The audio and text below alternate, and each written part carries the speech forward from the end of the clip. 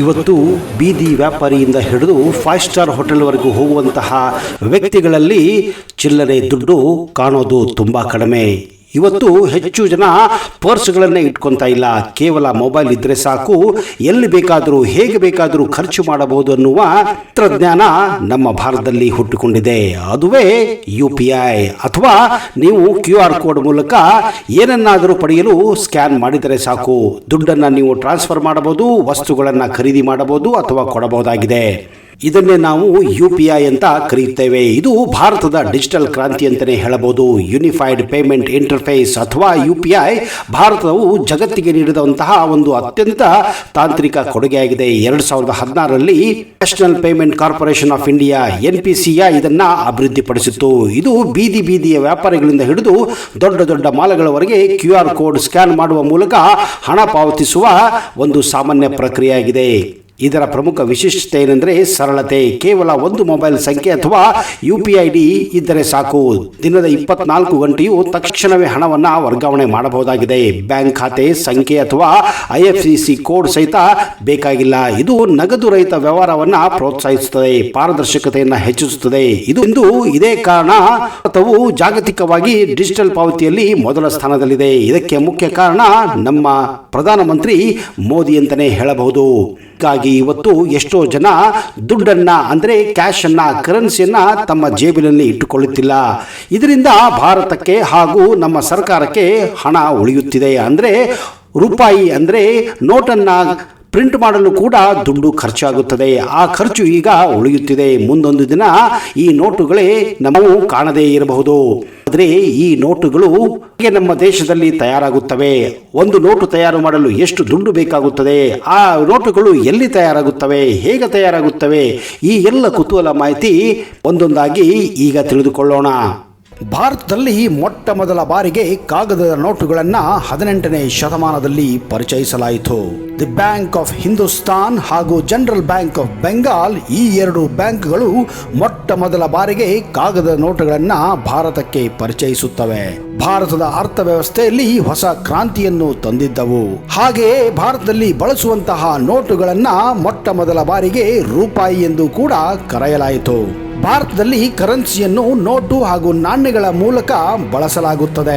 ಇವತ್ತಿನ ಕಾಲದಲ್ಲಿ 1 ರೂಪಾಯಿ, 2 ರೂಪಾಯಿ, 5 ರೂಪಾಯಿ, 10 ರೂಪಾಯಿ, 20, 50 ರೂಪಾಯಿಗಳಷ್ಟು ನಾವು ನಾಣ್ಯಗಳನ್ನ ಬಳಸುತ್ತೇವೆ. ಹಾಗೆಯೇ 10, 20, 50, 500, 2000 ರೂಪಾಯಿ ನೋಟುಗಳ ಕೂಡ ಬಳಕೆಯಲ್ಲಿವೆ. ಈ ನೋಟುಗಳನ್ನೇ, ಈ ನಾಣ್ಯಗಳನ್ನೇ ಮಾರುಕಟ್ಟೆಯಲ್ಲಿ ಸಾಮಾನುಗಳನ್ನು ಖರೀದಿ ಮಾಡೋಕೆ ಹಾಗೂ ವಿನಿಮಯ ಮಾಡಿಕೊಳ್ಳಲಿಕ್ಕೆ ಬಳಸಲಾಗುತ್ತದೆ. ಈಗಲೂ ನಮ್ಮ ಜೇಬುಗಳಲ್ಲಿ ಈ ನಾಣ್ಯಗಳು, ಈ ನೋಟುಗಳು ಇದ್ದೇ ಇರುತ್ತವೆ. ಇದನ್ನ ನಾವು ಪ್ರತಿನಿತ್ಯ ಬಳಸುತ್ತಾನೆ ಇರುತ್ತೇವೆ. ಸ್ನೇಹಿತರೆ, ಮೊದಲಿಗೆ ರೂಪಾಯಿಯ ಸಂಕ್ಷಿಪ್ತ ಇತಿಹಾಸವನ್ನ ತಿಳಿದುಕೊಳ್ಳೋಣ.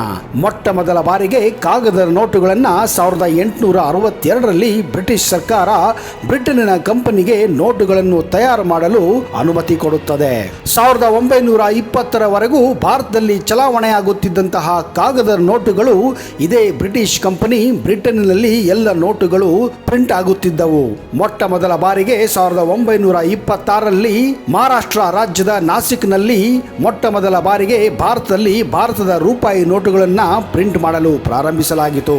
ಆದರೆ ಈ ನೋಟುಗಳಿಗೆ ಬೇಡಿಕೆ ಜಾಸ್ತಿ ಇರುವುದರಿಂದ ಬ್ರಿಟನ್ನಿನಲ್ಲಿ ಕೂಡ ಈ ನೋಟುಗಳು ತಯಾರಾಗುತ್ತಿದ್ದವು. ಕಾಲಕ್ರಮೇಣ ಸ್ವಾತಂತ್ರ್ಯದ ನಂತರ ಭಾರತ ಸರ್ಕಾರ ಮೊಟ್ಟ ಮೊದಲ ಬಾರಿಗೆ 2ನೆಯ ನೋಟು ಪ್ರಿಂಟಿಂಗ್ ಪ್ರೆಸ್ ಅನ್ನ 1975ರಲ್ಲಿ ಈಗಿನ ಮಧ್ಯಪ್ರದೇಶದ ದೇವಾಸ್ ಎಂಬಲ್ಲಿ ಪ್ರಿಂಟಿಂಗ್ ಪ್ರೆಸ್ ಅನ್ನ ಪ್ರಾರಂಭ ಮಾಡುತ್ತದೆ. ಅಷ್ಟಾದರೂ ಈ ನೋಟುಗಳ ಬೇಡಿಕೆ ಅತಿ ಹೆಚ್ಚಾಗಿತ್ತು. ಇದೇ ಕಾರಣ ಭಾರತ ಸರ್ಕಾರವು ಕೂಡ ನೋಟುಗಳನ್ನ ಅಮೆರಿಕ, ಕೆನಡಾ ಹಾಗೂ ಬ್ರಿಟನ್ಗಳಿಂದ ಪ್ರಿಂಟ್ ಮಾಡಿಸಿ ಇಂಪೋರ್ಟ್ ಮಾಡುತ್ತಿದ್ದರು.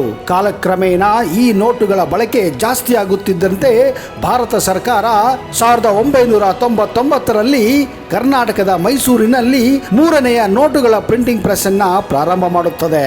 ಹಾಗೆಯೇ 2000 ಇಸ್ವಿಯಲ್ಲಿ ಪಶ್ಚಿಮ ಬಂಗಾಳದ ಸಲ್ಬೋನಿ ಎಂಬಲ್ಲಿ ಇನ್ನೊಂದು ಅಂದರೆ 4ನೆಯ ಪ್ರಿಂಟಿಂಗ್ ಪ್ರೆಸ್ ಅನ್ನು ಕೂಡ ಪ್ರಾರಂಭ ಮಾಡುತ್ತದೆ. ಇಲ್ಲಿಯವರೆಗೂ ಕೂಡ ಈ 4 ಪ್ರಿಂಟಿಂಗ್ ಪ್ರೆಸ್ಗಳಲ್ಲೇ ನಮ್ಮ ಭಾರತದ ಕರೆನ್ಸಿ ನೋಟುಗಳು ಇಲ್ಲಿಯೇ ಪ್ರಿಂಟ್ ಆಗುತ್ತವೆ. ಸದ್ಯಕ್ಕೆ ಬೇರೆ ಯಾವ ದೇಶದಿಂದ ನೋಟುಗಳನ್ನ ಆಮದು ಮಾಡಿಕೊಳ್ಳುವುದಿಲ್ಲ. ಹಾಗೆಯೇ ಭಾರತದಲ್ಲಿ ಬಳಸಲಾಗುವಂತಹ ನಾಣ್ಯಗಳು ಭಾರತ ಸರ್ಕಾರದ ಟಂಕಶಾಲೆಯಲ್ಲಿ ತಯಾರಾಗುತ್ತವೆ. ಈ ಟಂಕಶಾಲೆಗಳು ಭಾರತದಲ್ಲಿ ಮುಂಬೈ, ಹೈದರಾಬಾದ್, ಕಲ್ಕತ್ತಾ ಹಾಗೂ ನೋಯ್ಡಾಗಳಲ್ಲಿವೆ. ಪ್ರತಿಯೊಂದು ನಾಣ್ಯಗಳು ತನ್ನದೇ ಆದ ವಿಶೇಷತೆ ಹಾಗೂ ವಿಶಿಷ್ಟತೆಯನ್ನು ಹೊಂದಿದೆ. ಪ್ರತಿ ನಾಣ್ಯದ ಮೇಲೆ ಒಂದು ಚಿಹ್ನೆ ಇರುತ್ತದೆ. ಈ ಚಿಹ್ನೆಯನ್ನು ನೋಡಿಯೇ ನಾವು ಹೇಳಬಹುದು ಈ ನಾಣ್ಯ ಎಲ್ಲಿ ತಯಾರಾಗಿದೆ ಅಂತ. ಉದಾಹರಣೆಗೆ, ನಾಣ್ಯದ ಈಸುವೆ ಕೆಳಗೆ ಡೈಮಂಡ್ ಅಂದರೆ ವಜ್ರದ ಆಕಾರ ಇದ್ದರೆ ಅದು ಹೈದರಾಬಾದ್ ನಲ್ಲಿ ತಯಾರಾಗುತ್ತಿದೆ ಎಂದು ಹೇಳಬಹುದು. ಹಾಗೆಯೇ ಈಸುವೆಯ ಕೆಳಗಡೆ ಒಂದು ಬಿಂದು ಇದ್ದರೆ ಅಂತಹ ನಾಣ್ಯ ನೋಯ್ಡಾದಲ್ಲಿ ತಯಾರಾಗಿದೆ ಎಂದು ಹೇಳಬಹುದು. ಇನ್ನು ಮುಂಬೈಯಲ್ಲಿ ತಯಾರಾಗುವ ನಾಣ್ಯಗಳು ಈಸುವೆಯ ಕೆಳಗೆ ಸ್ಕ್ವೇರ್ ಆಕಾರದ ಚಿಹ್ನೆ ಇರುತ್ತದೆ. ಹಾಗೆಯೇ ಕೋಲ್ಕತ್ತಾದಲ್ಲಿ ತಯಾರಾಗುವ ನಾಣ್ಯಗಳ ಈಸುವೆ ಕೆಳಗೆ ಯಾವ ಚಿಹ್ನೆಯೂ ಇರುವುದಿಲ್ಲ. ಇನ್ನು ಕಾಗದದ ನೋಟುಗಳ ಬಗ್ಗೆ ಹೇಳುವುದಾದರೆ, ಮಧ್ಯಪ್ರದೇಶದ ದೇವಾಸ್ ಎಂಬಲ್ಲಿ 10 ರೂಪಾಯಿ, 50 ರೂಪಾಯಿ ಹಾಗೂ 500 ರೂಪಾಯಿ ಮೌಲ್ಯದ ನೋಟುಗಳು ಇಲ್ಲಿ ಪ್ರಿಂಟ್ ಆಗುತ್ತವೆ. ನಮ್ಮ ಕರ್ನಾಟಕ ರಾಜ್ಯದ ಮೈಸೂರಿನಲ್ಲಿ 2000 ರೂಪಾಯಿ ನೋಟುಗಳನ್ನ ತಯಾರಿ ಮಾಡುತ್ತದೆ. ಇನ್ನು ಈ ವಿಷಯ ಕೇಳಿದರೆ ನಿಮಗೆ ಆಶ್ಚರ್ಯವಾಗಬಹುದು. ಬರೀ ಮಧ್ಯಪ್ರದೇಶದ ದೇವಾಸ್ನಲ್ಲಿ ಪ್ರತಿ ವರ್ಷ 10 ರೂಪಾಯಿ, 50 ರೂಪಾಯಿ ಹಾಗೂ 500 ರೂಪಾಯಿ ಮೌಲ್ಯದ ನೋಟುಗಳು 265 ಕೋಟಿ ನೋಟುಗಳು ಇಲ್ಲಿ ತಯಾರಾಗುತ್ತವೆ. RBI ಅಂದರೆ ರಿಸರ್ವ್ ಬ್ಯಾಂಕ್ ಆಫ್ ಇಂಡಿಯಾ ಪ್ರಕಾರ ಭಾರತದಲ್ಲಿ ಪ್ರತಿ ವರ್ಷ 2000 ಕೋಟಿ ಮೌಲ್ಯದ ಕರೆನ್ಸಿ ನೋಟುಗಳು ಪ್ರಿಂಟ್ ಆಗುತ್ತವೆ. ಇವುಗಳನ್ನು ತಯಾರು ಮಾಡುವುದರಲ್ಲಿ 60% ಕಾಗದ ಹಾಗೂ ಪ್ರಿಂಟ್ ಮಾಡುವ ಕಲರ್ ಮೇಲೆ ಬಳಕೆ ಆಗುತ್ತದೆ. ಈ ನೋಟುಗಳನ್ನು ತಯಾರು ಮಾಡಲು ಕಾಟನ್ ಮೂಲದ ಕಾಗದವನ್ನು ಹಾಗೂ ವಿಶೇಷ ರೀತಿಯ ಬಣ್ಣವನ್ನು ಬಳಸಲಾಗುತ್ತದೆ. ಸೀನ್ ಎಂಬ ಕಂಪನಿಯಿಂದ ಈ ಕಾಗದ ನೋಟುಗಳನ್ನು ಆಮದು ಮಾಡಿಕೊಳ್ಳಲಾಗುತ್ತದೆ. ಹಾಗೆಯೇ ಸ್ವಿಟ್ಜರ್ಲ್ಯಾಂಡ್ ಕಂಪನಿಯಿಂದ ಸೀನ್ ಎಂಬ ಕಂಪನಿಯಿಂದ ಈ ಬಣ್ಣವನ್ನು ಆಮದು ಮಾಡಿಕೊಳ್ಳಲಾಗುತ್ತದೆ. ಇದು ಸ್ವಿಟ್ಜರ್ಲ್ಯಾಂಡ್ ನಲ್ಲಿದೆ. ಈ ಕಂಪನಿ ಬೇರೆ ಬೇರೆ ದೇಶಗಳಿಗೂ ಕೂಡ ಈ ಬಣ್ಣವನ್ನು ಹಂಚಲಾಗುತ್ತದೆ. ಭಾರತದಲ್ಲಿ ಬಳಸಲಾಗುವಂತಹ ಕರೆನ್ಸಿ ನೋಟುಗಳನ್ನ ಭಾರತದಲ್ಲಿ ತಯಾರು ಮಾಡುವುದಿಲ್ಲ. ಈ ನೋಟುಗಳನ್ನ ಜರ್ಮನಿ, ಬ್ರಿಟನ್ ಹಾಗೂ ಜಪಾನ್ ನಿಂದ ಆಮದು ಮಾಡಿಕೊಳ್ಳಲಾಗುತ್ತದೆ. ಹೀಗೆ ಆಮದು ಮಾಡಿದಂತಹ ಕಾಗದವನ್ನ ಮಷೀನಲ್ಲಿ ಹಾಕಲಾಗುತ್ತದೆ. ಇನ್ನೊಂದು ಮಷೀನಿನಲ್ಲಿ ಬಣ್ಣವನ್ನು ಹಾಕಲಾಗುತ್ತದೆ. ಒಂದು ಕಾಗದದ ಶೀಟ್ ನಲ್ಲಿ 26 ರಿಂದ 28 ನೋಟುಗಳನ್ನ ಮುದ್ರಿಸಲಾಗುತ್ತದೆ. ನೋಟುಗಳ ಮಧ್ಯದಲ್ಲಿ ಇರುವಂತಹ ಥ್ರೆಡ್ ಅಂದರೆ ಸಿಲ್ವರ್ ಥ್ರೆಡ್ ಅನ್ನು ಹಾಕಲು ಒಂದು ವಿಶೇಷ ರೀತಿಯ ಮಷೀನ್ ಅನ್ನು ಕೂಡ ಬಳಸಲಾಗುತ್ತದೆ. ಇನ್ನು ಕಾಗದ ನೋಟು ಮೇಲೆ ವಾಟರ್ ಮಾರ್ಕ್ ಅನ್ನು ಹಾಕಲು ಒಂದು ವಿಶೇಷ ರೀತಿಯ ಮಷೀನ್ ಅನ್ನು ಕೂಡ ಬಳಸಲಾಗುತ್ತದೆ. ಪ್ರತಿ ನೋಟಿನ ಮೇಲೆಯೂ ವಿಶೇಷವಾದಂತಹ ಸಂಖ್ಯೆಗಳಿರುತ್ತವೆ. ಇವುಗಳನ್ನ ಯುನಿಕ್ ನಂಬರ್ ಎಂದು ಕೂಡ ಕರೆಯಲಾಗುತ್ತದೆ. ಹೀಗೆ ತಯಾರಾದಂತಹ ನೋಟುಗಳನ್ನ RBI ತನ್ನ 18 ಬ್ರಾಂಚ್ಗಳ ಮೂಲಕ ಎಲ್ಲ ಬ್ಯಾಂಕುಗಳಿಗೆ ಸರಬರಾಜು ಮಾಡುತ್ತದೆ. ಸ್ನೇಹಿತರೆ, ಇಲ್ಲಿಯವರೆಗೆ ನೀವು ನೋಟುಗಳನ್ನ, ಕಾಗದವನ್ನ ಹಾಗೂ ಬಣ್ಣವನ್ನ ಬಳಸಿ ಹೇಗೆ ನೋಟನ್ನ ತಯಾರಿಸುತ್ತಾರೆ ಎಂದು ತಿಳಿದುಕೊಂಡಿರಿ. ಆದರೆ ಒಂದು ನೋಟನ್ನು ತಯಾರಿಸಲು ಹಾಗೂ ಒಂದು ನಾಣ್ಯವನ್ನು ತಯಾರಿಸಲು ಎಷ್ಟು ಖರ್ಚಾಗುತ್ತದೆ ಎಂದು ಈಗ ತಿಳಿದುಕೊಳ್ಳೋಣ. ಉದಾಹರಣೆಗೆ 10 ರೂಪಾಯಿಯ ನೋಟನ್ನು ಮುದ್ರಿಸಲು ತಗುಲುವ ವೆಚ್ಚ 1 ರೂಪಾಯಿ 1 ಪೈಸೆ ಆಗಿರುತ್ತದೆ. ಅಷ್ಟೇ ಖರ್ಚು 50 ರೂಪಾಯಿ ತಯಾರು ಮಾಡಲು ಕೂಡ ಖರ್ಚಾಗುತ್ತದೆ. ಇನ್ನು 100 ರೂಪಾಯಿ ನೋಟನ್ನು ಮುದ್ರಿಸಲು ತಗುಲುವ ವೆಚ್ಚ ಬರೋಬ್ಬರಿ 1 ರೂಪಾಯಿ 51 ಪೈಸೆ. ಹಾಗೆಯೇ 500 ರೂಪಾಯಿ ನೋಟನ್ನು ಮುದ್ರಿಸಲು ತಗುಲುವ ವೆಚ್ಚ 2 ರೂಪಾಯಿ 57 ಪೈಸೆ. ಇನ್ನು ಅತಿ ಹೆಚ್ಚು ಖರ್ಚು ಆಗುವುದು 2000 ರೂಪಾಯಿ ನೋಟಿನ ಮೇಲೆ. ಅದಕ್ಕೆ ತಗುಲುವ ವೆಚ್ಚ 4 ರೂಪಾಯಿ 18 ಪೈಸೆ ಆಗಿರುತ್ತದೆ. ನಾನು ಮೊದಲೇ ಹೇಳಿದ ಹಾಗೆ ರಿಸರ್ವ್ ಬ್ಯಾಂಕ್ ಆಫ್ ಇಂಡಿಯಾ ಪ್ರಕಾರ ಭಾರತದಲ್ಲಿ 2000 ಕೋಟಿ ನೋಟುಗಳನ್ನು ಪ್ರತಿ ವರ್ಷ ತಯಾರು ಮಾಡುತ್ತಾರೆ.